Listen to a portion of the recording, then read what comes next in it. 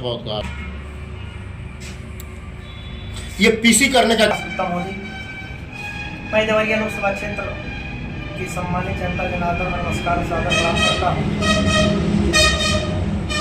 यह पीसी करने का तात्पर्य यह है कि भारतीय जनता पार्टी के द्वारा सबका साथ सबका विकास की बात किया जाता है, लेकिन हमारे वैश्य समाज का मैं जिलाध्यक्ष हूँ और जब वैश्य समाज भारतीय जनता पार्टी को 1980 अप्रैल से जब से इसका स्थापना हुआ तब से और आज तक एक मुश्त वोट करता चला आ रहा है, लेकिन भारतीय जनता पार्टी के द्वारा 80 से लेकर आज तक केवल यहाँ पर ब्राह्मण कैंडिडेट ही क्यों प्रोजेक्ट किया जाता है।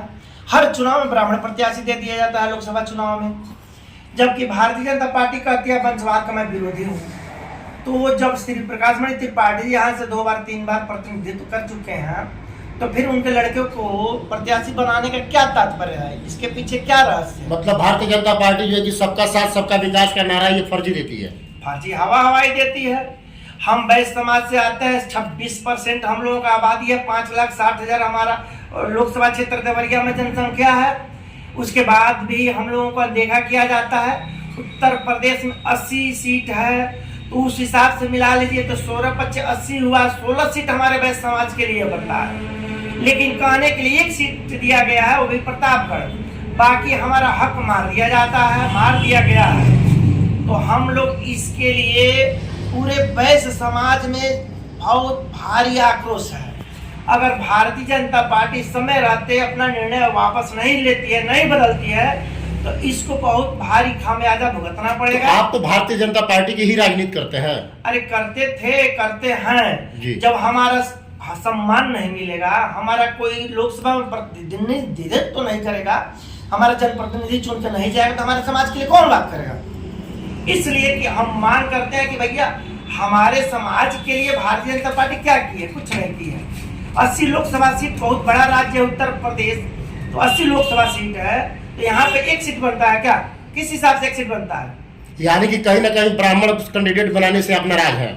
पूरे वैश्य समाज नाराज है, हम नहीं नाराज है, पूरे उत्तर प्रदेश का वैश्य समाज नाराज है। जब इसका जन आक्रोश इसका बम ब्लास्ट करेगा तो बहुत भारी मात्रा में भारतीय जनता पार्टी को नुकसान होगा, और इसका खामियाजा जो 400 पार का नारा है 100 पार नहीं कर पाएगी भारतीय जनता पार्टी।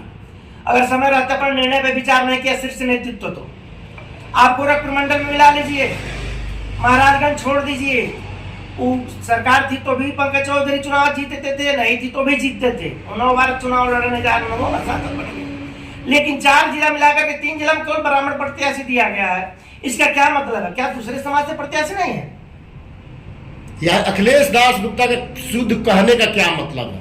आप कहना क्या चाहते हैं? कहना हम यही चाहते हैं कि सबका साथ सबका विकास की बात जब आप कर रहे हैं, तो हमारे समाज के लिए मौका दीजिए कि हम चुनाव लड़े, हमारे समाज के लोग चुनाव लड़े, कि केवल वोट लेने का कार्य करेंगे। यानी कि वैश्य समाज को दरकिनार किया जा रहा है। कर दिया गया है, करने का कहाँ मौका है हमको, कर दिया गया है, एकदम साइड लाइन कर दिया गया। क्या 2024 में भारतीय जनता पार्टी को वैश्य समाज सपोर्ट करेगी? ये तो आने वाला समय बताएगा, अगर पार्टी अपना पुनः विचार नहीं करती है तो इसका खामियाजा तो पार्टी को भुगतना ही पड़ेगा। आप मिला लीजिए 2009 में गोरख प्रसाद जायसवाल को बहुजन समाज पार्टी ने प्रत्याशी बनाया। उस समय श्री प्रकाश मणि त्रिपाठी थे भारतीय जनता पार्टी से, और बालेश्वर यादव जी थे कांग्रेस से, मोहन सिंह थे सपा से। उस समय गोरख प्रसाद जायसवाल ने प्रचंड बहुमत से जीत हासिल करके बहुजन समाज पार्टी के खाते में सीट देवरिया का डाला था। क्यों? जब बसपा ने सिंबल दिया तब ना चुनाव जीते। जब आप मौका नहीं देंगे तो चुनाव कोई जीतेगा कहां से, केवल वोट देगा क्या? ठीक है, आपका 1 सेकंड रुक लीजिएगा, चलिए रेडी।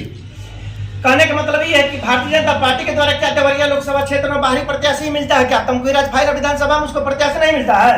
यहाँ पे लोग नहीं है, बाबू केदार सिंह का यह सीट रहा है। यहाँ पे रामायण सिंह चुनाव लड़े थे, जो कि इतिहास पुरुष विकास पुरुष के नाम से लोग जानते थे। तो मैं यही मांग करता हूँ कि तमकुहीराज विधानसभा और फाइल विधानसभा में भारतीय जनता पार्टी को नेता अन्य समाज से अन्य बिरादरी से नहीं मिलता है, उसको सर्व समाज से लोगों को नहीं मिलता है। कोई ब्राह्मण प्रत्याशी उसको क्यों मिलता है? हर बार की बात है ब्राह्मण प्रत्याशी देती है भारतीय जनता पार्टी। ये तो शुद्ध रूप से ब्राह्मणवाद है।